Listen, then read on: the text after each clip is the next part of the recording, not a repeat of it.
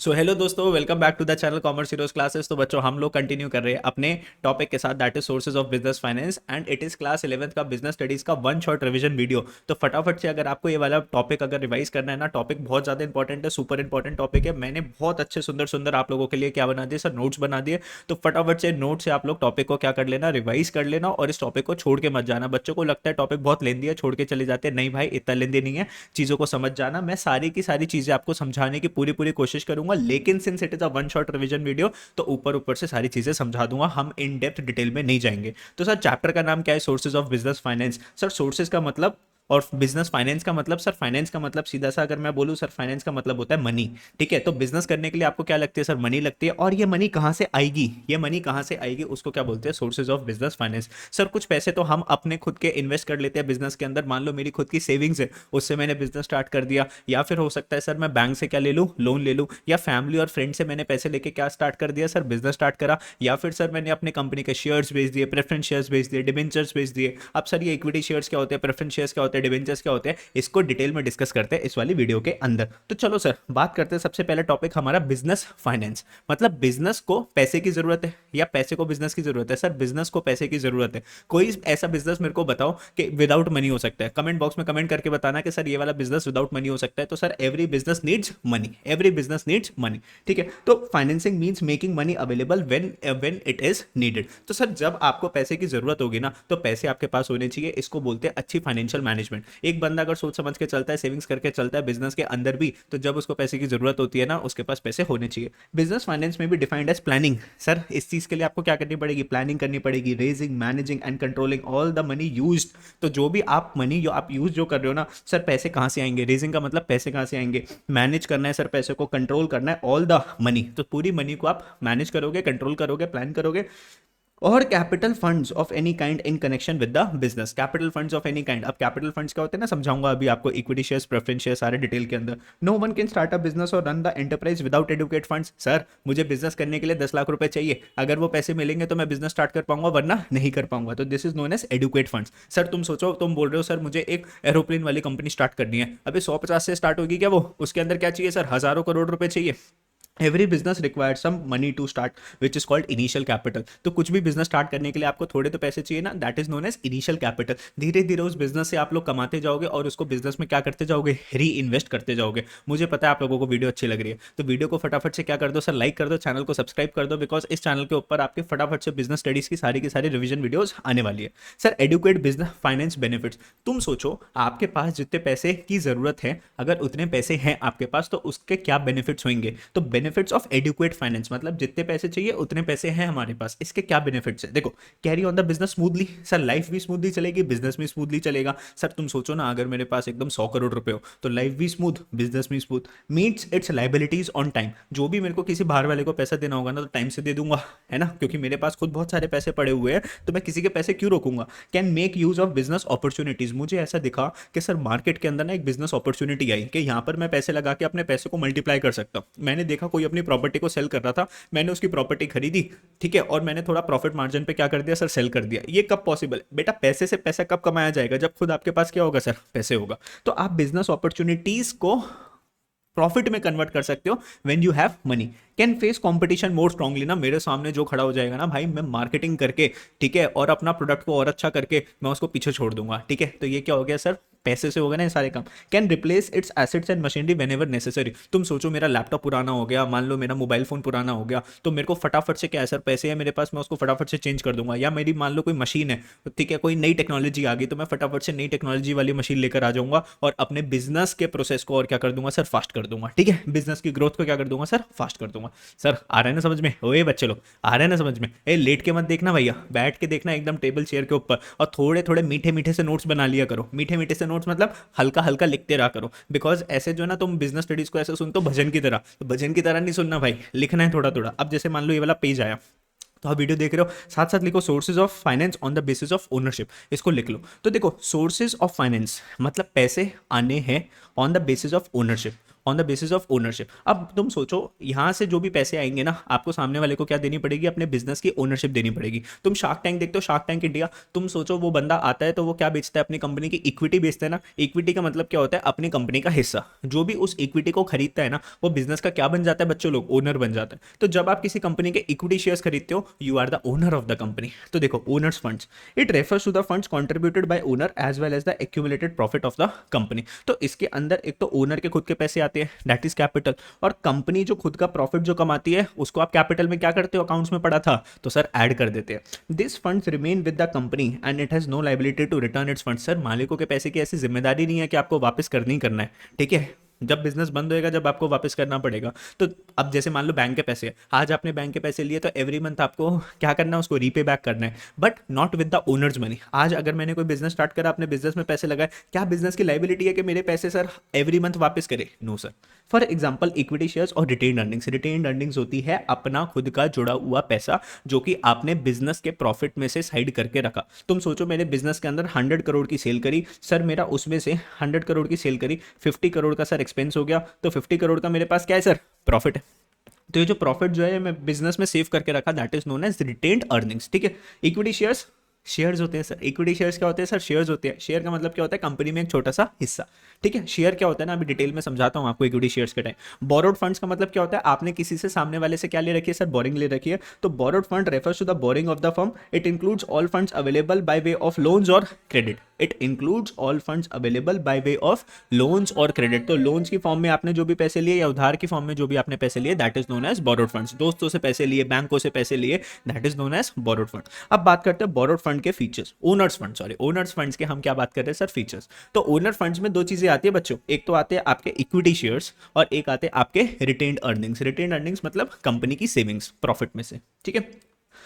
Sources of permanent capital, तुम सोचो मैंने बिजनेस के अंदर जो कैपिटल जो लगाई वो एक परमानेंट कैपिटल है, बिजनेस की लाइबिलिटी नहीं है वो मेरे को वापस करे। It is not refundable like loan और बोरोड फंड्स। अगर किसी से लोन लिया है तो वो तो वापस करना पड़ेगा ना। कंपनी के सर पे क्या आ जाती है दोस्त, टेंशन आ जाती है जब भी आप किसी से लाइबिलिटी लेते हो। Use for acquiring fixed assets, तो कंपनी को जब भी आप स्टार्ट करोगे, बिजनेस को स्टार्ट करोगे, आपको एसेट लगेगा। जैसे मान लो ये मेरा माइक क्या है सर, मेरा एसेट है, तो इसको खरीदने के लिए क्या लगे ना, पैसे लगे।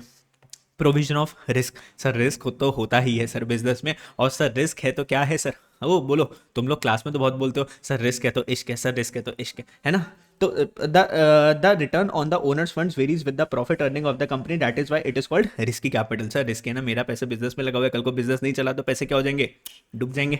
तो high profit is equals to high return. Sir high profit होगा तो रिटर्न भी तो भाई लोग क्या होगा, हाई हाई होगा ना। No security required. तुम सोचो अगर तुम बैंक से लोन मांगने के लिए जाते हो ना, कि अरे बैंक मुझे पैसे दे दे, मुझे, अगर तुम बैंक से 1 करोड़ का लोन मांगने के लिए गए तो बैंक बोलेगा भाई ऐसी थोड़ी ना पैसे दे दो, चाचा का लड़का थोड़ी ना लग रहा है, मुझे कुछ कोलेटरल सिक्योरिटी दे, मुझे कुछ गिरवी रखवा। तो आप क्या लेकर गए, बैंक अपने मान लो प्रॉपर्टी के, अपने घर के कागज लेकर गए। तो आपका मान लो घर था 2 करोड़ का, तो बैंक बोलता है चल ठीक है मैं देखो 1 करोड़ का क्या देता हूँ, लोन दे देता हूँ। तो लेकिन इस केस के अंदर तुम सोचो, मैं जब अपने बिजनेस को क्या दे रहा हूँ सर, पैसे दे रहा हूँ, तो बिजनेस से मुझे कुछ सिक्योरिटी लेने की जरूरत नहीं है। लेकिन वहीं अगर बैंक मेरे बिजनेस को लोन दे रहा है तो सर बैंक बोलेगा बिजनेस को कि भाई कोई अपनी सिक्योरिटी मेरे पास रखवा, कल को बिजनेस नहीं चला तो मेरे पास एसेट होनी चाहिए जिसको मैं बेच के अपने पैसे रिकवर कर लूंगा। Sources of owners funds, owners funds comprises of, ध्यान से देखना, share capital and retain earnings. तो शेयर कैपिटल के अंदर आ गई सर आपके इक्विटी शेयर्स आ गए, ठीक है। कंपनी के शेयर्स बेच के आपके पास क्या आ रही है सर, पैसे आ रहे हैं। बोरोड फंड के फीचर्स क्या होते हैं, बोरोड फंड्स क्या होता है, किसी से आपने पैसे ले रखा है।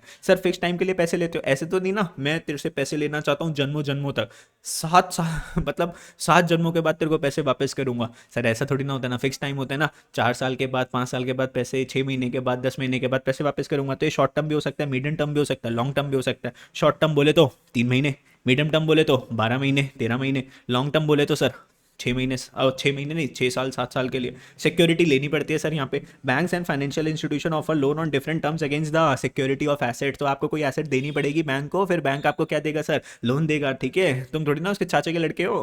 Payment of interest, payment of interest, ओए किसी से भी अगर लोन लोगे तो इंटरेस्ट तो पे करना पड़ेगा ना, कुछ सिखाना पड़ेगा आप लोगों को, तो प्रिंसिपल अमाउंट भी वापस करना है प्लस उसके ऊपर इंटरेस्ट भी वापस करना है। तो payment of interest as well as principal amount is a legal liability of company irrespective of its earning. मतलब मेरे को फर्क नहीं पड़ता कंपनी तू पैसे कमा या ना कमा, तूने पैसे लिया तो मेरे को इंटरेस्ट देना पड़ेगा और मेरे लोन के पैसे वापस करने पड़ेंगे। अब तो जेल में आना पड़ेगा, जेल की रोटी खानी पड़ेगी, ठीक है, तो करना पड़ेगा, ठीक है। आप ये नहीं बोल सकते कि बैंक देख मैंने तेरे से ना लोन लिया था और मेरा ना बिजनेस चला नहीं तो मैं तेरे को जो है ना प्लीज इस महीने ना ईएमआई पे नहीं करूंगा। बैंक मारेगा खींच के, वो बोलेगा पैसे दे वरना मैं भेज रहा हूँ बंदों को, ठीक है। Control the borrowed fund security holder do not get the right to control and manage the activities of the business firm.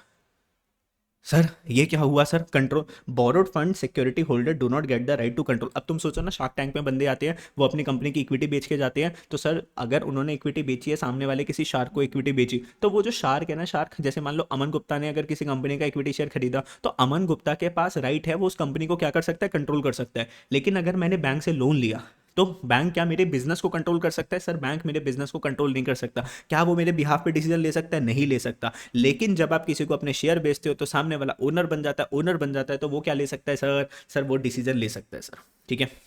अरे समझे कि नहीं समझे? अरे समझे। अगर वीडियो अच्छी लग रही है तो क्या करना है सर? ए बच्चों क्या करना है, लाइक करना है ना वीडियो को, चैनल को क्या करना है, सब्सक्राइब करना है, दोस्तों के साथ वीडियो को क्या करना है सर, शेयर भी करना है। पता है यहाँ पे तुम लोगों को वो मिलेगा, पुण्य का काम हो जाएगा एक तरीके से, कि सर देखो तुम बच्चों को भी पढ़ना था, तुम्हारे दोस्तों को पढ़ना था, तुमने मेरी वीडियो भेज दी तो बच्चे पढ़ लेंगे और तुम्हारे वजह से क्या आ जाएंगे सर, नंबर। मेहनत मेरी और पुण्य तुम कमा रहे हो हैं। चलो, तो कंट्रोल की अगर हम बात करते हैं तो यहाँ पे देखो, the borrowed fund security holder do not get the right of control. तो यहाँ पर जो बैंक जो है उसके पास बिजनेस का कंट्रोल नहीं जाता, and manage the activities of the business firm, वो बिजनेस की एक्टिविटीज को भी मैनेज नहीं कर सकता। सोर्सेज ऑफ बोरोड फंड्स, देखो बोरोड फंड्स के पैसे कहाँ कहाँ से आ सकते हैं सर? डिवेंचर्स की फॉर्म में आ सकते हैं, कमर्शियल बैंक से लोन ले सकते हैं, फाइनेंशियल इंस्टीट्यूशन से, पब्लिक डिपॉजिट से, inter corporate deposit, trade credit. अब ये सारी की सारी टर्म्स मैं सिखाऊंगा ना भाई, आगे आगे जैसे जैसे आएगी मैं सिखाऊंगा, अभी सारी की सारी चीजें नहीं सिखा रहा। समय के साथ साथ सब कुछ अच्छा लगता है। Owner fund can raise finance from, owners funds can raise finance from, owners जो है कहाँ से पैसे ले सकते हैं? देखो इक्विटी शेयर्स, प्रेफरेंस शेयर्स, एक होगी क्या आपकी रिटेन अर्निंग्स, एक होता है American Indian DR depository receipt, और एक होता है ग्लोबल डिपॉजिटरी रिसिप्ट, ठीक है। Borrowed funds can raise finance from, borrowed funds अगर तुम किसी से बोरो कर रहे हो पैसे तो कहाँ कहाँ से आ सकते हैं सर? पब्लिक डिपॉजिट से आ सकते हैं, ट्रेड क्रेडिट से आ सकते हैं, डिबेंचर से आ सकते हैं, loan from financial institution and loan from commercial bank. एक एक करके सारी चीज़ों को डिस्कस करते हैं। सबसे पहली बात करेंगे हमारा हमारा हमारा हमारा सबसे अच्छा topic, that is issue of shares. अरे भाई ये शेयर क्या होता है? तुम सोचो, देखो मेरी बात सुनो, मान लो मेरे को बिजनेस स्टार्ट करना है और बच्चों तुमको बताएं मेरे को सख्त सख्त अभी कितने पैसे की जरूरत है, तो मैं सच सच बताऊं सर मुझे चाहिए 50 करोड़। कितने पैसे चाहिए? 50 करोड़ रुपीस चाहिए। अब मैंने तुम लोगों से बोला, मैंने कहा 50 करोड़ रुपए दे दो, वो बोलते सर हमारे पास 50 करोड़ होते हैं, आपकी वीडियो देख रहे होते हैं क्या? आराम से कहीं बैठे होते ना किसी फॉरेन कंट्री के अंदर, आपकी वीडियो देखने आ रहे होते, 50 करोड़ होते हमारे पास। मैंने बोला नहीं दोगे तुम लोग? तुमने बोला नहीं। तो बच्चों मेरे को क्या करना है ना, किसी एक बंदे से 50 करोड़ मांगूंगा तो कोई देने में क्या करेगा सर? बोलेगा नहीं मैं नहीं दे सकता इतने पैसे। अब तुम सोचो, मैं 1 करोड़ लोगों से 1 करोड़ लोगों के पास गया, मैंने बोला यार मेरे को 50 रुपए दे दो। तो मैं 1 करोड़ लोग से अगर मैंने 1 करोड़ पीपल से अगर मैंने 50 रुपीज लिए तो मेरे पास बच्चों लोग कितने पैसे हो गए सर? 50 करोड़ हो गए ना। तो बेटा तुम सोचो, ये मेरी कंपनी का क्या हो गया? शेयर हो गया। तुम्हें अगर मेरी कंपनी का एक शेयर परचेज करना है तो वो शेयर कितने का? 50 रुपए का। और मेरे पास टोटल कितने शेयर है? 1 करोड़ शेयर है। तो मेरे पास शेयर्स की क्वांटिटी कितनी है सर? 1 करोड़ क्वांटिटी है शेयर्स की, एक शेयर 50 रुपए का है। तो तुम जितने मर्जी दे दो मेरे को पैसे, तो मेरे पास कितने पैसे हो गए? 50 करोड़। तो इसको क्या बोलते हैं दोस्तों? Share capital. Share capital. तो कंपनी की जो टोटल कैपिटल है ना, जैसे टोटल कैपिटल कंपनी की कितनी थी? 50 करोड़। उसका एक छोटा सा जो हिस्सा जो हो गया है ना, दैट इज 50 रुपीज, उसको क्या बोलते हैं? शेयर बोलते हैं। तो share is the smallest unit, बच्चे लोग, share is the smallest unit in which owners capital of the company is divided. Company की कैपिटल जो होती है डिवाइड होती है। तो यहाँ पर 50 करोड़ डिवाइडेड है 1 करोड़ हिस्से में, 50 करोड़ डिवाइडेड है 1 करोड़ हिस्से पे। According to the companies act, public company can issue 2 types of shares, एक होते हैं इक्विटी शेयर्स, एक होते हैं प्रेफरेंस शेयर्स। सर दोनों में क्या डिफरेंस होता है बताओ? बता रहा हूँ, रुक जाओ, थोड़ा तो सबर तो रखा करो। पूरे साल तो पढ़े नहीं, एंड में तुम्हें चाहिए वन शॉट में सब कुछ बता दे। अरे सब वन शॉट में सब कुछ बता तो रहे, लेकिन यहाँ तो सबर रखो। तुमने लाइक करा? करा लाइक? नहीं करा? नहीं करा ना? देख लो फिर। Features of equity shares, features of equity shares. Sir equity shares के फीचर्स क्या होते हैं ना, ध्यान से सुनना। जो इक्विटी शेयर्स है ना वो थोड़े ज़्यादा रिस्की होते हैं as compare to preference shares, क्योंकि इक्विटी वाले जो ना ओनर है कंपनी के, इनके पास जो भी बचा कुचा प्रॉफिट होता है ना वो मिलता है। और जो प्रेफरेंस शेयर होल्डर्स जो होते हैं ना, इनको फिक्स्ड डिविडेंड मिलता है। बच्चों लोग क्या मिलता है? Fixed dividend. सर डिविडेंड क्या होता है? प्रॉफिट का हिस्सा। तो यहाँ पे मान लो प्रेफरेंस वाले है, तो मान लो मैंने किसी को प्रेफरेंस शेयर्स बेचे, तो मैंने बोला कि मान ले तेरे को मैं 10% डिविडेंड दूंगा, मतलब मेरा जो भी प्रॉफिट होएगा उसमें से 10% आपको क्या मिलेगा? डिविडेंड मिलेगा। और इनको देने के बाद बाकी का जो कुछ भी बचा वो सारा का सारा किसका है बच्चों? इक्विटी वालों का है। तो तुम सोच रहे हो चांसेस ऑफ यहाँ पे बहुत प्रॉफिट भी हो सकता है, चांसेस ऑफ बहुत रिस्क भी हो सकता है। तो प्राइमरी रिस्क बियरर, सबसे ज्यादा रिस्क किसका है सर? इक्विटी शेयर्स का। In case of company suffer losses, equity share holders have to bear the risk. तो अगर कंपनी डूब गई तो सबसे ज्यादा रिस्की कौन होगा sir? Equity share holders. Claim over residual income, residual income मतलब बची कुची इनकम, बची कुची इनकम का, बची कुचे प्रॉफिट के ऊपर सारा का सारा हक किसका है सर? इक्विटी शेयर होल्डर्स का। They get share in the income left after satisfying the claims of all the creators, outsiders and the preference share holders. तो बाहर वाले को सबको पैसे देने के बाद जो भी बच जाएगा दैट इज नोन एज, वो उसके ऊपर हक किसका होगा? इक्विटी शेयर होल्डर्स का। ठीक है। Basis for loan, the amount of equity share capital aids to the credibility of the company. तुम सोचो ना, मेरे जो है ना शेयर होल्डर्स करोड़ों शेयर होल्डर्स है। जैसे रिलायंस इंडस्ट्रीज की अगर मैं आपको बात करूं, अभी मैं अगर आपको दिखाऊं रिलायंस इंडस्ट्रीज के बारे में, तो रुको एक सेकंड।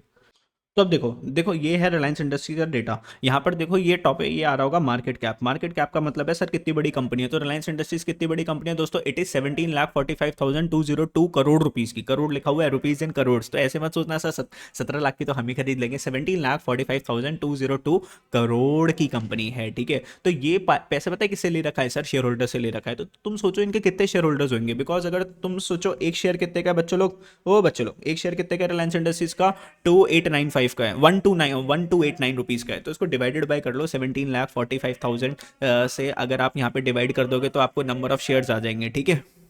अब तुम सोचो जिस कंपनी के शेयर होल्डर्स बहुत सारे होंगे तो उस कंपनी का नाम बड़ा होगा, जब भी तो इतने लोगों ने उसमें पैसे इन्वेस्ट कर रखे हैं। तो बेसिस फॉर लोन क्या होता है कि आपके जितने ज़्यादा शेयर होल्डर्स है उतना ज़्यादा आपकी कंपनी की क्रेडिबिलिटी है, मतलब औकात ज़्यादा है उतनी ज़्यादा of the company, and increases the confidence of the creditors. तो जो भी पैसे देता है ना वो बोलता है यार इस कंपनी के ऊपर तो हर कोई ट्रस्ट कर सकता है, तो हम इसको पैसे दे देंगे, कोई दिक्कत नहीं है। कंट्रोल की बात करते हैं, equity share holders have the voting power. तो ये कंट्रोल करते हैं सर कंपनी को, और इनके पास वोटिंग पावर है। तो जो भी डिसीजन लेना है तो you have to ask the equity share holders.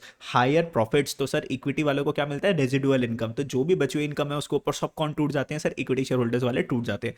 Pre एम्पिटेटिव rights, ये क्या होते हैं सर? अभी आगे चल के आपको सिखाते हैं सर प्री एम्पिटेटिव राइट्स। ठीक है, अभी आगे आएगा ये वाला टॉपिक। बात करते हैं सर प्रेफरेंस शेयर्स की। Preference shares are those shares which get preference over the equity shares in respect to. देखो सबसे पहले किसको प्रेफरेंस मिलेगी? प्रेफरेंस शेयर होल्डर्स को प्रेफरेंस मिलेगी। किस चीज़ की? प्रॉफिट्स में से हिस्से बांटने की। The payment of dividend, repayment of investment amongst during winding up. Winding up का मतलब क्या होता है? अगर कंपनी अगर अपना काम वाम बंद करके अगर जा रही है तो सबसे पहले पेमेंट किसकी करेंगे सर? सबसे पहले किसको पैसे देंगे? प्रेफरेंस शेयर होल्डर्स को सबसे पहले पैसे मिलेंगे। तो the payment of dividend, repayment of investment amount, sir आपने जो भी कंपनी में इन्वेस्टमेंट कर रखी है तो उनको जब हम वापस करेंगे किसको सबसे पहले वापस करेंगे? प्रेफरेंस वालों को। और कंपनी का जो भी प्रॉफिट है उसमें सबसे पहले डिविडेंड किसको मिलेगा? प्रेफरेंस शेयर होल्डर्स को डिविडेंड मिलेगा। Features of preference shares, fixed rate of dividend. Sir इनका जो डिविडेंड है ना वो क्या है? फिक्स्ड है। प्रॉफिट्स में से जो भी हिस्सा है इनका क्या है सर? फिक्स्ड है। बिफोर पेमेंट टू इक्विटी, तो इक्विटी शेयर होल्डर्स को देने से पहले किसको पैसे मिल जाएंगे? प्रेफरेंस शेयर होल्डर्स को पैसे मिल जाएंगे। No security offered by company to preference shares. ठीक है, कोई सिक्योरिटी वगैरह नहीं लेते ये सामने इन्वेस्टर से। मान लो अगर मैं आप कंपनी को पैसे दे रहा हूँ, मान लो रिलायंस इंडस्ट्रीज मेरे से पैसे लेकर गई, तो मैं क्या रिलायंस इंडस्ट्रीज से बोलूंगा कुछ सिक्योरिटी देकर जा भाई मुझे? नो सिक्योरिटी, वो कोई आपको सिक्योरिटी नहीं देंगे। तो थोड़ा सा सर यहाँ पे भी रिस्क होता ही है। Voting rights, no voting rights. तो जब आप प्रेफरेंस शेयर्स खरीदते हो ना तो ना बाबा ना आपको वोटिंग राइट्स नहीं मिलते। हाइब्रिड सिक्योरिटी है सर ये। हाइब्रिड, हाइब्रिड का मतलब क्या होता है? जैसे हाइब्रिड कार्स होती है सर, 2 in 1। ठीक है सर, ये पेट्रोल से भी चलेगी सर, ये इलेक्ट्रिक से भी चलेगी, that is known as hybrid. Sir ये सीएनजी से भी चलेगी सर, पेट्रोल से भी चलेगी, hybrid. As these shares have features of equity shares as well as the features of dividend. Sir कहना क्या चाहते हो? देखो जो डिबेंचर्स होते हैं ना, सॉरी डिबेंचर्स, अभी मैं आपको सिखाऊंगा। डिबेंचर एक तरीके का बोरोड फंड है। तो डिबेंचर्स के ऊपर जो है ना, जब भी आप किसी कंपनी के डिबेंचर परचेज करते हो तो सर आप को जो है ना कंपनी फिक्स्ड इंटरेस्ट पे करती है। क्या पे करती है? फिक्स्ड इंटरेस्ट पे करती है। और इक्विटी शेयर्स को क्या मिलता है सर? डिविडेंड मिलता है। तो यहाँ पे देखो, यहाँ पर क्या होता है? Fixed interest, fixed interest.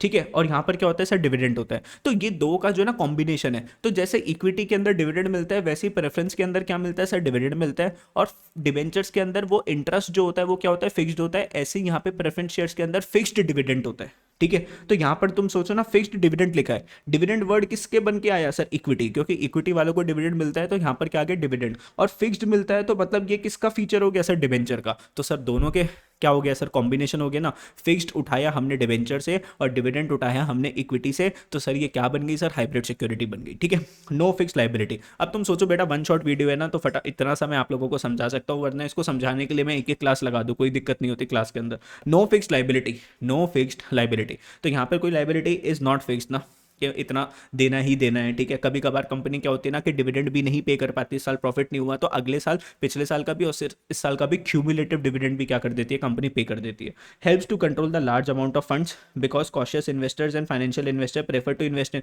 देखो जो ज्यादा रिस्क नहीं ले सकता वो किस में इन्वेस्ट करता है, प्रेफरेंस शेयर्स के अंदर। Attract more public due to fix rate of return, यहाँ पे थोड़े से ज्यादा पब्लिक पैसे लगाती है बिकॉज फिक्स रेट ऑफ क्या मिलता है सर, रिटर्न मिलता है। इक्विटी के अंदर थोड़ा थोड़ा क्या होता है दोस्तों, रिस्की रिस्की होता है। बात करते हैं रिटेन अर्निंग्स। रिटेन अर्निंग्स पता है क्या है सर, ये वो पैसा है जो कि मैंने बिजनेस करा, प्रॉफिट आया, प्रॉफिट में से मैंने टैक्स वगैरह पे कर दिया, प्रेफरेंस वालों को दे दिया, ठीक है, उसके बाद अब मेरे पास जो पैसे जो बच गए, that is known as retain earnings. अब इस पैसे को मैं अपने पास बचा के रखता हूँ कंपनी के अंदर, ताकि अगर फ्यूचर में मुझे कंपनी को ग्रो करना है तो मेरे पास भी तो पैसे होने चाहिए ना। सारे के सारे अगर मैं इक्विटी वालों को बांट दूं, प्रेफरेंस वालों को बांट दूं, तो कंपनी के पास पैसे कहाँ हैं, अगर कभी कंपनी को पैसे की जरूरत पड़े तो इसको क्या बोलते हैं, रिटेन अर्निंग्स। ऐसा सोचो ये कंपनी की सेविंग्स है, ये कंपनी की सेविंग्स है जो कि कहां से आई है, प्रॉफिट्स में से।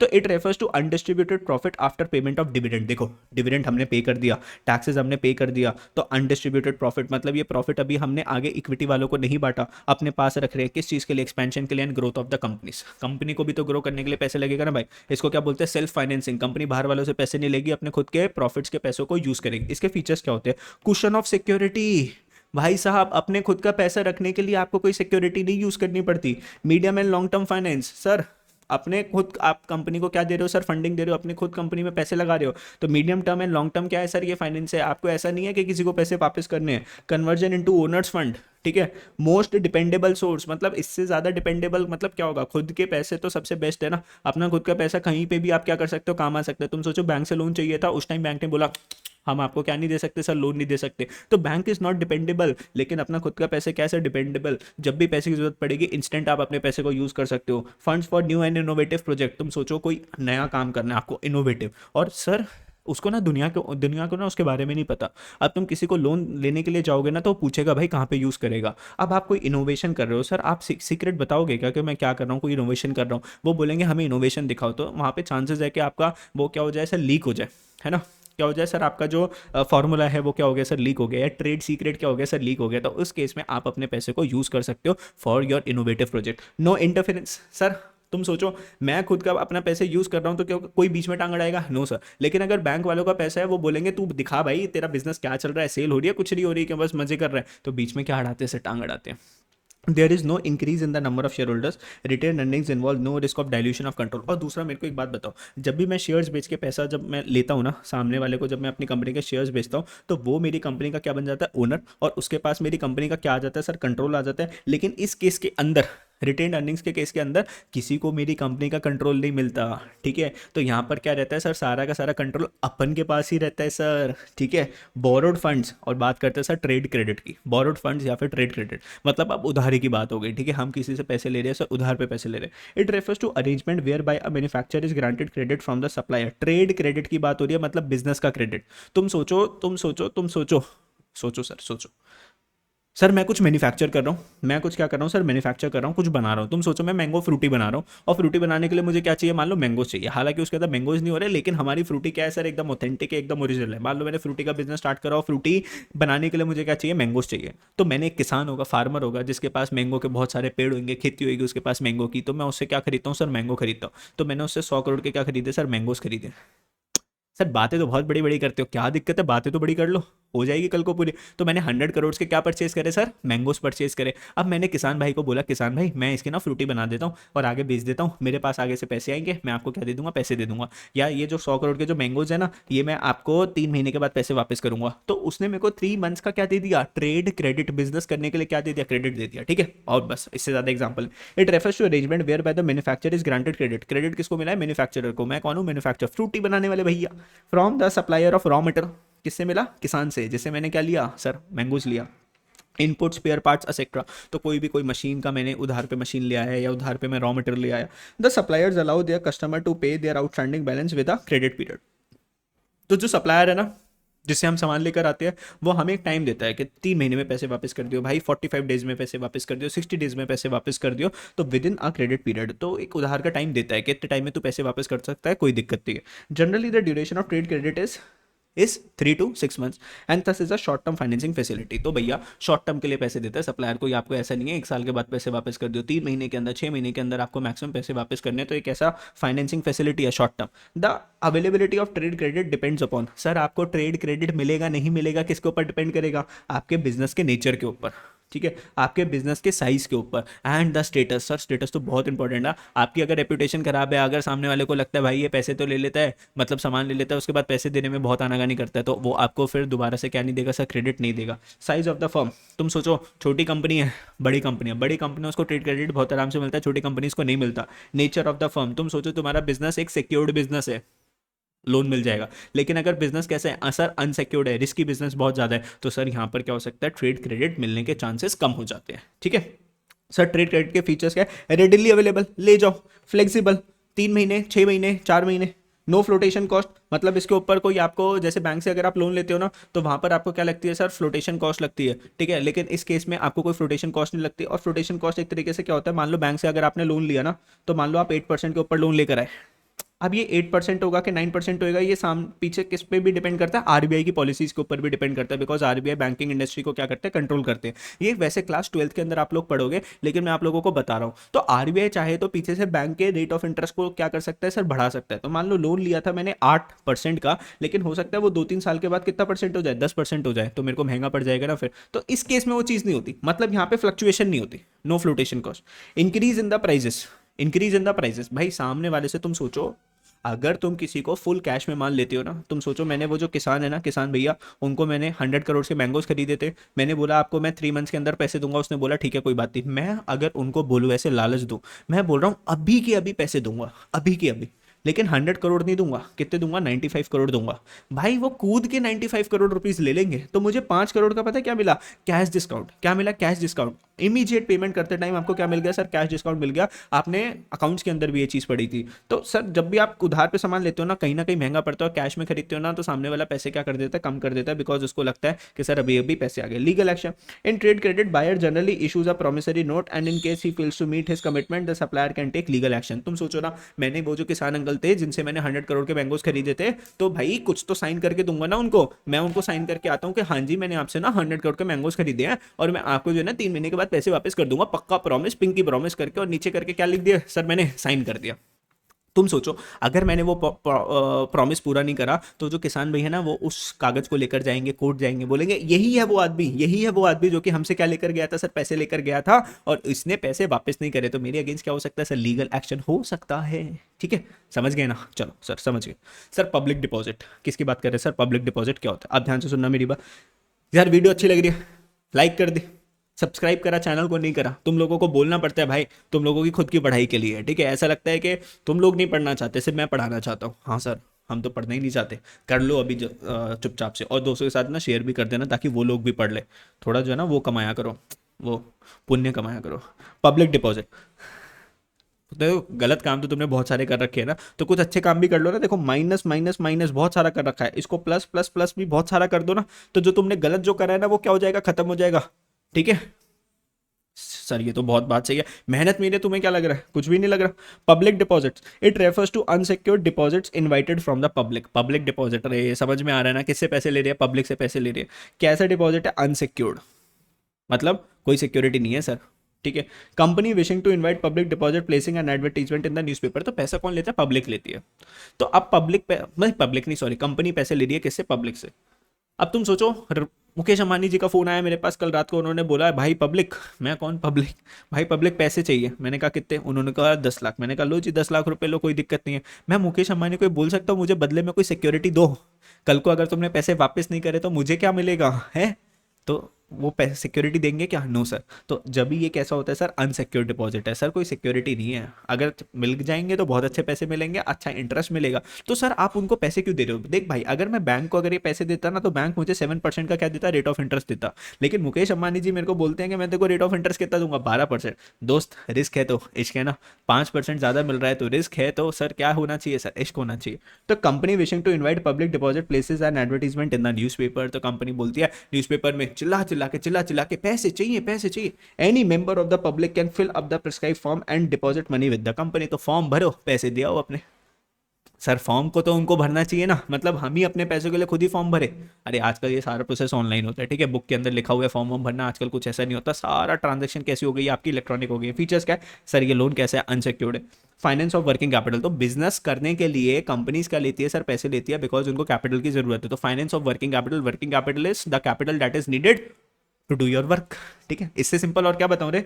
टाइम पीरियड 6 मंथ से 3 ईयर्स तक, तो अगर आपको 3 महीने से लेकर 3 साल तक का पैसे चाहिए तो पब्लिक डिपॉजिट के थ्रू ले सकते हो। सिंपल प्रोसीजर टू रेज है, ज़्यादा कॉम्प्लिकेशन नहीं है। Repayment, a company which has a public deposit is required to set aside 10% of deposit maturity by the end of the year। तो ध्यान से देखना क्या लिखा हुआ है, company which has the public deposit is required to set aside, तो 10% of the deposit, इस कंपनी के पास जितना भी डिपॉजिट आया, मतलब अगर 100 करोड़ का डिपॉजिट आया, उसका 10% कितना होता है, 3 crore, maturing by the end of the year. तो उसको 10% पैसे साइड करके रखने पड़ेंगे, ताकि थोड़ा सा पैसे क्या रहे सर, सेफ रहे। ठीक है, 1 साल के बाद तक उसके पास कितने पैसे साइड होने चाहिए sir, 10 crore rupees company side करके रखेगी। उस पैसे को ज़्यादा बिजनेस में यूज़ नहीं करेगी, क्योंकि अगर किसी बंदे को पैसे वापस करने पड़े तो कंपनी के पास पैसे होने चाहिए।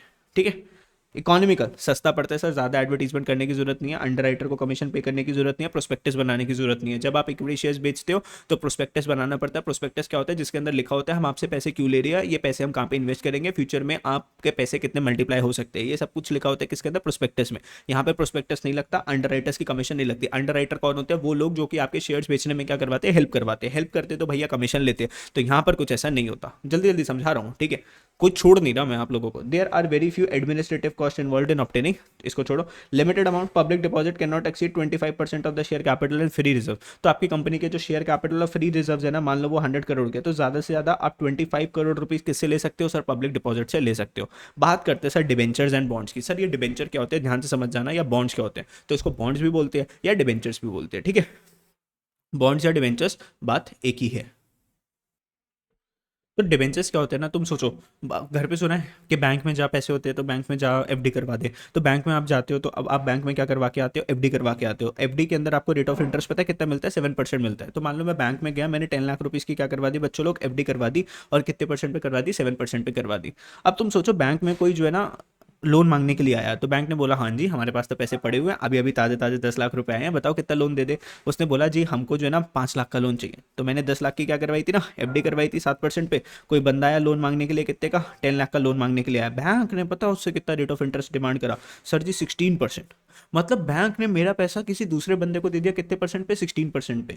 ठीक है, और मेरे को कितना दे रहा है उसमें से, 7% दे रहा है। तो सीधा सीधा बैंक को कितने का प्रॉफिट हो गया सर, बैंक को 9% का प्रॉफिट हो गया। ठीक है, तो मैंने क्या बोला इस वाले बंदे को जो कि ये लोन लेने के लिए आया था, मैंने बोला कि भाई तू एक काम करना, बैंक से पैसे ना लेके सीधा के सीधा मेरे से ही पैसे ले ले, और मुझे कितने पैसे दे दियो, 7% की जगह 12% दे दियो। तो ये क्या हो गया सर, मैं जब बिजनेस वालों को पैसे दे देता हूँ बिजनेस करने के लिए, जब मैं बिजनेस वालों को पैसे दे देता हूँ इन द फॉर्म ऑफ लोन्स या फिर इन the form of debentures business करने के लिए, उसको क्या बोलते हैं, डिबेंचर्स। अब जैसे तुम सोचो मुकेश अंबानी अगर बैंक से लोन लेने के लिए जाए, तो मुकेश अंबानी को कितना इंटरेस्ट देना पड़ेगा, 16%, और सर साथ में कुछ सिक्योरिटी भी रखवानी पड़ेगी। लेकिन अगर मुकेश अंबानी जी मेरे पास आते हैं पैसे लेने के लिए, तो मैं उनको 12% के अंदर दे दूंगा ना, कोई दिक्कत नहीं, उनका 4% बच गया और मैंने 5% कमा लिया एक्स्ट्रा। तो इसको क्या बोलते हैं सर, डिबेंचर्स। तो आप बैंक को पैसे ना देके किसको पैसे दे रहे हो सर, कंपनी को पैसे दे रहे हो। और कंपनी को भी क्या फायदा हो रहा है कि सर उसको रेट ऑफ इंटरेस्ट आपको कम देगी, आपको क्या फायदा हो रहा है, आपको रेट ऑफ इंटरेस्ट ज्यादा मिल जाएगा। तो these are the common securities issued under the borrowed fund capital। debentures are instrument for raising long term debt capital। तो लंबे समय के लिए अगर आपको पैसे चाहिए तो आप डिबेंचर से ले सकते हो। Debentures are called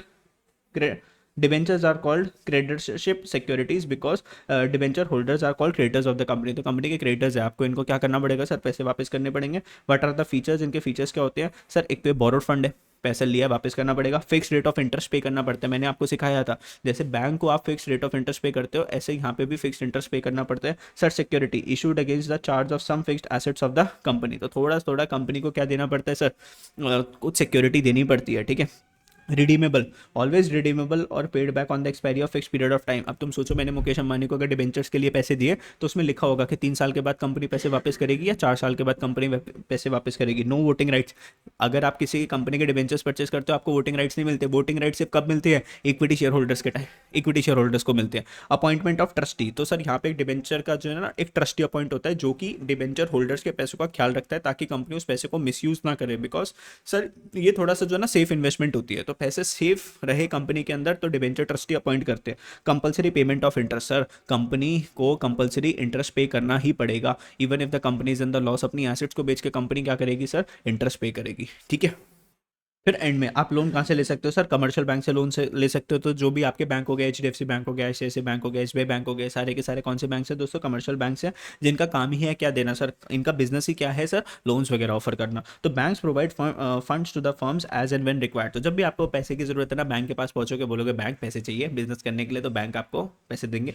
banks keeps the information of borrowers confidential, मतलब आपकी इन्फॉर्मेशन अपने पास रखेंगे, किसी और को डिस्क्लोज नहीं करेंगे। कॉन्फिडेंशियलिटी का, कॉन्फिडेंशियल का मतलब क्या होता है, your information will be kept safe with the bank, किसी और को नहीं बताएंगे। And the banks can maintain its secrecy, ठीक है, सीक्रेट रखेंगे आपकी बात। No formalities of issue of prospectus are required, so it is the easy and economical source of funds. तो तुम सोचो ना, इक्विटी शेयर्स से जब आप पैसे लेते हो, प्रेफरेंस शेयर से पैसे लेते हो, तो प्रोस्पेक्टस आपको इशू करना पड़ता है, ठीक है, आपको बताना पड़ता है कि पैसे क्यों ले रहे हो, कहाँ पे लगाओगे, कितना रिटर्न कमा के दोगे। लेकिन यहाँ पर ऐसा कुछ आपको नहीं करना, सीधा बैंक वालों के पास जाना है, वो सिर्फ लोन प्रोसेसिंग चार्जेस लेते हैं आपसे, जो कि लोन का 1% या मैक्सिमम 2% होता है। It is a very flexible sources of loan, amount can be increase as well as decrease. तो लोन आपको जितना लेना है उतना ले सकते हो, डिपेंड करता है आपकी क्रेडिट वर्थिनेस के ऊपर भी। ऐसा नहीं है कि जितना मर्जी मुंह खोल के लोन मांग लोगे। मैं गया बैंक के पास, मैंने कहा 10 करोड़ का लोन देगा, वो बैंक बोलेगा भाई जा यहाँ से, 10 करोड़ का लोन है, क्रेडिट वर्थिनेस देखी जाएगी। इट इज़ वेरी फ्लेक्सिबल है, ठीक है। Funds are generally available for a short period, ठीक है। तो शॉर्ट पीरियड 3-4, अगर आपको देखो बिजनेस लोन चाहिए ना, तो बिजनेस लोन ऐसा नहीं मिलता 10 साल के लिए मिल जाएगा। बिजनेस लोन का एक टाइम पीरियड होता है कि 3 साल मैक्सिमम या 2 साल के लिए मैक्सिमम मिल जाएगा। होम लोन जो होते हैं वो लंबे समय के लिए होते हैं कि 20 साल का होम लोन हो गया, 22 साल का होम लोन हो गया। लोन फ्रॉम फाइनेंस, तो देखो बच्चों, फाइनेंशियल इंस्टीट्यूशंस क्या होते हैं ना, फाइनेंशियल इंस्टीट्यूशंस होते हैं गवर्नमेंट, जो कि आपको लोन करने में, आपको बिजनेस करने में क्या करती है, हेल्प करती है और आपको लोन्स देती है ताकि आप लोग बिजनेस कर लो। तो government has established the financial institution to provide finance to the business. तो गवर्नमेंट आपको क्या देगी सर, फाइनेंस अवेलेबल करवाएगी। देखो, it is established by the central as well as the state government. तो सेंट्रल गवर्नमेंट और स्टेट गवर्नमेंट क्या करती है, जिस भी बिजनेस को पैसे चाहिए होते हैं ना, उसको पैसे प्रोवाइड करती है। सर यहाँ पे सिर्फ पैसे नहीं मिलते, बल्कि सर असिस्टेंस भी मिलती है, कंसल्टेंसी भी मिलती है, एडवाइस भी मिलती है कि क्या करना चाहिए क्या नहीं। देखो क्या लिखा हुआ है, it is aimed at promoting the industrial development of the country. Industry को डेवलप करना है सर कंट्री के अंदर, इनको क्या बोला जाता है, डेवलपमेंट बैंक्स भी बोला जाता है। सर ये फाइनेंशियल असिस्टेंस मतलब हेल्प भी प्रोवाइड करते हैं, मार्केट सर्वे कंडक्ट करते हैं, टेक्निकल असिस्टेंस देते हैं, मैनेजरियल सर्विसेज देते हैं, people who run the enterprises. तुम सोचो, मैं एक बिजनेसमैन हूँ, मेरे को कोई जो है ना सर एक जो है ना वो कंडक्ट करना था सर्वे कि ये मेरा, मैं जो बिजनेस जो करने वाला हूँ क्या वो इस कंट्री के अंदर चलेगा या नहीं चलेगा। तो सर ये जो फाइनेंशियल इंस्टीट्यूशन है मुझे सर्वे करने में हेल्प करके देंगे, ठीक है। तो sir suitable when the large funds for the longer duration are required for expansion. Sir जब मुझे बहुत सारा अमाउंट ऑफ फंड चाहिए और सर कम समय के लिए नहीं सर, लंबे समय के लिए चाहिए सर, 10 साल का लोन, 15 साल का लोन। आप तुम सोचो कि सर आपने अदानी बिजनेसेस सुने रखे है ना, गौतम अदानी, अदानी बिजनेसेस आपने सुन रखा होगा। तो सर ये जो बिजनेस है ना, ये सारा किसके ऊपर चल रहा है सर, फाइनेंशियल इंस्टीट्यूशन के बेसिस के ऊपर चल रहा है, ठीक है। गवर्नमेंट बहुत हेल्प करती है सर, स्ट्रैटेजीज बताती है कि आप लोग कहाँ पे पैसे इन्वेस्ट कर सकते हो इंफ्रास्ट्रक्चर के अंदर, ताकि फ्यूचर में आपको रिटर्न आए। It is required for the expansion, reorganisation and modernisation of the enterprise. तो सर फाइनेंशियल इंस्टीट्यूशन से पैसे लेने के कुछ मेरिट्स भी होते हैं। तो देखो मेरिट्स क्या क्या लिखे हुए हैं sir, long term finance, sir लंबे समय के लिए अगर आपको पैसे चाहिए तो फाइनेंशियल इंस्टीट्यूशन से ले सकते हो। सर ये आपको financial, managerial and technical advice भी देते हैं कि sir whether you are taking the right decision और नॉट, कंसल्टेंसी देते हैं बिजनेस फर्म्स को, ठीक है। Increases the goodwill of the borrowing company in the capital market. तो जो कंपनीज फाइनेंशियल इंस्टीट्यूशन से लोन लेती है और सही समय पर टाइम से क्या करती रहती है सर, लोन के पैसे देती रहती है ना, तो उनकी गुडविल, क्रेडिट वर्थिनेस बढ़ती है। आगे चल के इनको और जब बड़ा लोन चाहिए होता है ना, तो कम लीगल फॉर्मेलिटीज के साथ इनको लोन मिल जाता है। Repayment of loan can be made in easy instalments, instalment में पैसे वापस कर दो, ये भी आपका क्या हो गया सर, मैरिड हो गया। Funds are made available even during the time of depression. Depression का मतलब क्या है, मान लो अगर इकोनॉमी के अंदर बिजनेसेस का स्लो डाउन चल रहा है या फिर सर रिसेशन चल रहा है, इतना ज़्यादा सेल नहीं हो पा रहा सर, इकोनॉमी के अंदर पैसे की थोड़ी सी कमी हो रही है, फिर भी फाइनेंशियल इंस्टीट्यूशंस आपको बिजनेस करने के लिए क्या दे सकते हैं सर, पैसे दे सकते हैं सर। इसके कुछ लिमिटेशंस भी होते हैं, तो ध्यान से देखना। टू मेरी formalities sir, legal formalities, paper work बहुत होता है, तो sir it is time consuming और थोड़ा सा क्या होता है sir, expensive. Certain restriction such as restriction on dividend pay out imposed on the power of the borrowing company. तुम सोचो फाइनेंशियल इंस्टीट्यूशंस ने क्या दे रखा है, लोन दे रखा है, तो ये क्या बोलती है ना कि भाई देख, कल को जो भी तेरा प्रॉफिट जो होगा ना, तो ये रोक लगा सकते हैं कि डिविडेंड नहीं पे करेंगे अपने इक्विटी शेयर होल्डर्स को। इनको क्या चाहिए कि पहले तो हमारे पैसे क्या कर सर, वापस कर। फाइनेंशियल इंस्टीट्यूशंस की अगर हम बात करें, may have their nominees at the board of directors of the borrowing company, therefore restricting the power of the companies. तो अगर तुम सोचो फाइनेंशियल इंस्टीट्यूशन के कुछ नॉमिनीज है, अगर वो कंपनी के बोर्ड ऑफ डायरेक्टर्स में है ना, तो सर कंपनी की पावर्स के ऊपर कुछ रिस्ट्रिक्शन लग जाता है कि सर वो पैसे इन पर्टिकुलर जगहों पे क्या नहीं कर सकती सर, यूज नहीं कर सकती। ठीक है, दो पॉइंट कर लेना, तीसरा पॉइंट अगर छोड़ भी दोगे कोई दिक्कत नहीं है, ठीक है, लेकिन फिर भी मैंने आपको एक बार को समझा दिया। फिर सर सबसे इंपॉर्टेंट क्वेश्चन आपका बन जाता है, what are the factors affecting the choice of the sources of funds. Sir आपको पैसा ओनर्स फंड से लेना चाहिए, बोरोड फंड से लेना चाहिए, तो कौन से ऐसे फैक्टर्स हैं जो कि डिसाइड करके देते हैं कि सर कौन सा आपके लिए बेस्ट ऑप्शन रहेगा। तो sir it is a very important question, यहाँ से केस स्टडीज काफ़ी अच्छी आपकी बन जाती है। सबसे पहली बात करते हैं सर कॉस्ट। तुम सोचो कहीं से भी आप पैसे लेते हो ना, अगर आप बैंक से लोन लेते हो तो उसकी अपनी क्या होती है सर, कॉस्ट होती है। लोन लेने के लिए आपको लोन के प्रोसेसिंग चार्जेस देने पड़ते हैं, तो कॉस्ट ऑफ प्रिक्योरमेंट, उस लोन को अगर आप ले रहे हो तो उसके अपने कुछ चार्जेस दे रहे हो। कॉस्ट ऑफ यूटिलाइजिंग, उस लोन को जितना लंबे समय तक आप यूज़ कर रहे हो उतना लंबे समय तक आप इंटरेस्ट पे कर रहे हो, कहीं पे इंटरेस्ट 12% है, कहीं पे 16% है, तो you have to take the decision, जहां से सस्ता मिले वहां से आपको क्या लेना चाहिए सर, लोन लेना चाहिए। ठीक है, तो एक कॉस्ट ऑफ प्रोक्योरमेंट चेक करोगे, कॉस्ट ऑफ यूटिलाइजिंग चेक करोगे, कितना रेट ऑफ इंटरेस्ट मैं दे रहा हूँ। ठीक है, अप फ्रंट पेमेंट कितनी दे रहा हूँ सर, लोन अगर मैंने लिया मान लो 1 करोड़ का, उसकी लोन प्रोसेसिंग चार्जेस है 2%, मतलब 2 लाख रुपए तो सीधा क्या है सर, प्रोसेसिंग चार्जेस मैं पे कर रहा हूँ। फिर क्या लिखा, financial strength and stability of operation. अगर आपका बिजनेस स्टेबल है तो आप लोन से पैसे ले सकते हो, बिकॉज अगर आपके पास रेगुलर एक इनकम आ रही है ना, तो आप रेगुलर वे में बैंक के ईएमआईज क्या कर पाओगे सर, वापस कर पाओगे, प्रिंसिपल और इंटरेस्ट अमाउंट वापस कर पाओगे। लेकिन आपका बिजनेस कुछ ऐसा है जिसके अंदर सर स्टेबिलिटी नहीं है, सर इस महीने पैसे आ गए तो आगे, नहीं आए तो नहीं आए, तो आपको इक्विटी या प्रेफरेंस के थ्रू क्या लेना चाहिए सर, लोन लेना चाहिए। ठीक है, तो business should be in the sound financial position. Sound का मतलब अच्छी financial position, so as to able to repay the principal amount and interest of the borrowed amount. तो principal amount of interest pay करने के लिए every month आपके पास every month क्या आनी चाहिए सर, एक फिक्स्ड अमाउंट ऑफ मनी आनी चाहिए। तो अगर सर आपकी जो इनकम है वो स्टेबल नहीं है तो भैया बोरोड फंड से पैसे मत लेना। Form of organisation and legal status. तुम सोचो पार्टनरशिप फॉर्म जो है ना, वो कभी भी शेयर से पैसे नहीं ले सकती। ठीक है, तो अगर आपको शेयर्स बेच के अगर पैसे लेने हैं पब्लिक से, तो आपकी कंपनी कौन सी होनी चाहिए सर, जॉइंट स्टॉक कंपनी होनी चाहिए। तो सोल प्रोप्राइटर है वो शेयर्स बेच के सर पैसे नहीं ले सकता सर। पार्टनरशिप कहाँ से पैसे ले सकते हैं सर, लोन्स की फॉर्म में पैसे ले सकती है। ठीक है, समझ जाना। Purpose and the time period की अगर हम बात करें तो प्लान अकॉर्डिंगली। देखो अगर तुम्हें कम समय के लिए लोन चाहिए ना, तो कम समय का लोन लो, उसमें रेट ऑफ इंटरेस्ट क्या होता है, कम होता है। अगर तुम लंबे समय के लिए लोन ले रहे हो तो उसमें रेट ऑफ इंटरेस्ट क्या होता है, ज़्यादा होता है। तो सबसे पहले अपना टाइम पीरियड देख लो और पर्पस देख लो कि सर पर्पस क्या है लोन लेने का, टाइम पीरियड क्या है। तो अगर कम समय के लिए लोन चाहिए, कम समय के लिए लेना, कम रेट ऑफ इंटरेस्ट आप लोगों का लगेगा। ठीक है, जैसे आपको लॉन्ग टर्म फाइनेंस, अगर लंबे समय के लिए लोन चाहिए तो कहाँ से ले सकते हो सर, शेयर्स के थ्रू ले सकते हो, डिबेंचर्स के थ्रू ले सकते हो। और अगर सर शॉर्ट टर्म के लिए चाहिए तो बॉरन फंड से लोन ले सकते हो सर, उसमें कम रेट ऑफ इंटरेस्ट मिल जाएगा, जैसे कि ट्रेड क्रेडिट अभी मैंने आप लोगों को समझाया था, या कमर्शियल बैंक से भी क्या ले सकते हो, लोन। रिस्क प्रोफाइल चेक कर लेना भाई, evaluate each of the source finance in terms of the risk. हर एक चीज़ का अपना क्या होता है सर, रिस्क होता है। इक्विटी शेयर्स का सबसे कम रिस्क है। तुम सोचो मैंने अगर इक्विटी शेयर से पैसे लिए ना, इस साल अगर बिजनेस नहीं चला तो मैं इक्विटी शेयर होल्डर्स को बोल दूंगा भाई इस साल आपको डिविडेंड नहीं मिलेगा। और तुम सोचो एवरी मंथ उनको मेरे को कोई फिक्स पेमेंट भी नहीं करनी। तो अगर आपका कोई रिस्की बिजनेस है सर, महीने में थोड़ा ऊपर नीचे रहता है, स्टेबिलिटी नहीं रहती, तो भाई लोन से मत लेना, बोरोड फंड से पैसे मत लेना। Equity shares are the least risky sources of finance, और सर डिबेंचर्स थोड़ा सा हाई रिस्क ऑफ फाइनेंस है, बिकॉज वहाँ पे फिक्स्ड इंटरेस्ट आपको पे करना पड़ता है। ठीक है, for example there is a least risk in equity shares as the share capital is to repaid at the time of winding up. पैसे कब वापस करने, अगर कंपनी बंद हो रही होगी। Dividend need not to be paid if no profits are available. इस साल प्रॉफिट नहीं हुआ तो डिविडेंड पे करने की कोई कमिटमेंट नहीं है। लेकिन वहीं अगर मैं बात करता हूँ सर कोई दूसरे, a loan on the other hand, अगर मैंने बैंक से लोन लिया, has a repayment schedule of both the principal and interest. उनका शेड्यूल बना होता है कि हर महीने की इस तारीख पे भाई आपको इंटरेस्ट पे करना है, ईएमआई अपनी पे करनी है, तो आपको पे करनी पड़ेगी, चाहे कंपनी को प्रॉफिट हो चाहे लॉस हो। फिर बात करते हैं कंट्रोल। बेटा जब भी आप इक्विटी शेयर्स के थ्रू पैसे लेते हो तो आप अपनी कंट्रोल दूसरे के हाथ में दे देते हो, लेकिन अगर आप लोन से पैसे लेते हो तो you don't have to give the control या फिर decision making power to the company in the form of loan. तो अगर आप कंट्रोल दूसरे के हाथ में देना चाहते हो अपनी कंपनी का, तो इक्विटी शेयर से पैसे ले लेना। अगर आपको कंट्रोल नहीं देना अपनी कंपनी का, तो सर बैंक्स के लोन के थ्रू आप लोग पैसे ले सकते हो। फिर एक होता है टैक्स बेनिफिट, ध्यान से सुनना। जब भी आप लोन्स के थ्रू पैसे लेते हो या डिबेंचर्स के थ्रू पैसे लेते हो, तो दोनों ही केस में आप क्या पे करते हो सर, इंटरेस्ट ऑन लोन पे करते हो। सर इंटरेस्ट ऑन लोन जो है ना प्रॉफिट एंड लॉस अकाउंट के डेबिट साइड पे जाते हैं, ये बिकॉज ये क्या है, कंपनी के लिए एक्सपेंस है, तो पीएनएल अकाउंट के कौन से साइड पे जाते हैं, डेबिट साइड पे जाते हैं। तो बेटा ये आपकी इनकम को कम करता है। मान लो अगर मैंने इस साल 10 लाख की मेरी इनकम थी और मैंने इंटरेस्ट ऑन लोन पे करा कितने का, 2 लाख रुपीज का, तो बेटा मुझे जो टैक्स जो पे करना है ना, वो पता है किस पे पे करना है, 10 लाख में से 2 लाख रुपीज माइनस हो जाएगा, तो मुझे सिर्फ 8 लाख के ऊपर क्या पे करना है सर, टैक्स पे करना है। तो 2 लाख का ये जो इंटरेस्ट ऑन लोन था, इसके ऊपर मेरी टैक्स की क्या हो गई दोस्तों, सेविंग हो गई। तुम सोचो कंपनी जो अच्छे खासे पैसे जो कमाते हैं उनका टैक्स ब्रैकेट 30% रहता है ना, कहीं कहीं पे 40% भी रहता है। तो अगर मैंने 2 लाख के ऊपर टैक्स बचाया 30% के हिसाब से भी मान लो, तो 3 2 60,000 का मेरा क्या बच गया बच्चों, टैक्स बच गया।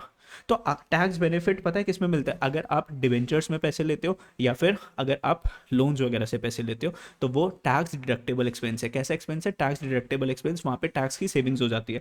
लेकिन इक्विटी शेयर्स में कुछ ऐसा नहीं होता। फ्लेक्सिबिलिटी एंड ईज, अगर मैं बात करूं बैंक से लोन लेने के लिए जाते हो ना, तो बहुत सारी इन्वेस्टिगेशन होती है, बहुत सारे डॉक्यूमेंट होते हैं, 100 जगह पे आपको साइन करने पड़ते हैं। तो लोग बाग बोलते हैं भाई इतना कॉम्प्लेक्स प्रोसेस है, मैं बैंक से लोन नहीं लूंगा, मैं कहीं और से क्या ले लूंगा सर, लोन ले लूंगा। तो एक ईज देखनी पड़ती है सर, फ्लेक्सिबिलिटी देखनी पड़ती है। इफेक्ट ऑफ द क्रेडिट वर्थिनेस, तुम सोचो अगर तुम्हारी क्रेडिट वर्थिनेस बहुत अच्छी है तो बैंक तुम्हें क्या देगा, लोन देगा, बिकॉज तुम्हारे पास सिक्योरिटी है। लेकिन अगर तुमने क्या करा, देखो हर एक बंदे की ना क्रेडिट वर्थिनेस होती है। मान लो मेरी उन्होंने प्रोफाइल चेक करी, मेरा बिजनेस चेक करा, तो उन्होंने देखा कि इस बंदे को हम मैक्सिमम 1 करोड़ तक का क्या दे सकते हैं, लोन दे सकते हैं। तुम सोचो मैंने 80 लाख रुपीज का लोन ऑलरेडी किसी बैंक से ले रखा है, अब मैं कोई दूसरे बैंक के पास गया, मैंने कहा 50 लाख का लोन दे देते, वो बोलेगा सर आपका 80 लाख का लोन ऑलरेडी चल रहा है एंड मैक्सिमम हम आपको 1 करोड़ तक का लोन आप ले सकते हो अपने नाम पे, तो हम मैक्सिमम सिर्फ 20 लाख का लोन आपको और दे पाएंगे। ठीक है, तो यहाँ पे it depends on the credit worthiness of the individual also. ठीक है, आपकी खुद की कितनी क्रेडिट वर्थिनेस है कि आप कितना पैसे चुका पाओगे या नहीं। तो बेटा ये चैप्टर इसी के साथ क्या होता है बच्चों, फिनिश होता है। यहाँ पर ये वाला टॉपिक बहुत अच्छे से कर लेना, factors affecting the choice of the sources of finance. ठीक है, बाय बाय।